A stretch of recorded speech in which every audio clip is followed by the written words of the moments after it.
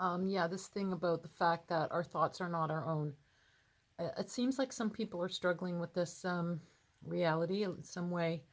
So I wanted to address it. Why is that difficult? Because if I have to accept the fact that my thoughts are not my own, then somehow perhaps the suggestion is that, I'm brainwashed. So I'm not really thinking for myself, that someone else is thinking for me. And of course, the idea of that would clash with these personas that we create for ourselves.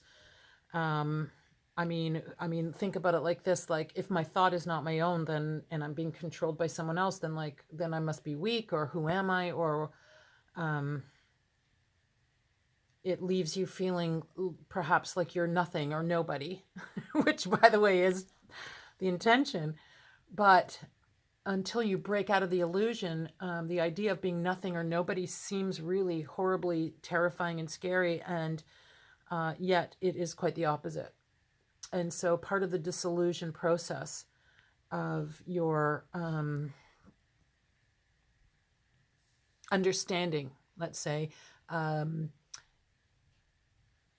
certain parts of your filters in your mind start dissolving, this begins to be very clear. And this dissolution is what is, quite frankly, one of the main purposes of meditation, so that you can begin actually to see clearly, think for yourself, and understand when you're not. Yeah. So it's not a bad thing.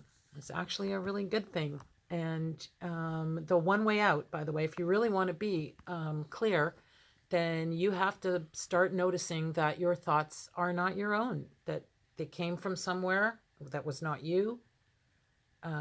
You've adopted them. There's some comfort in them. Like, it's a whole thing. It's a whole thing. It's part of the reason why when you hear something that is against everything that you have been programmed to believe, for example, that it's so painful to hear, because, or you could get angry with somebody that's having an opposing thought, um, because your thoughts are just not your own, and neither are theirs. So it's a whole thing, and it's actually a plus. It's not a negative. So I can only encourage you to meditate.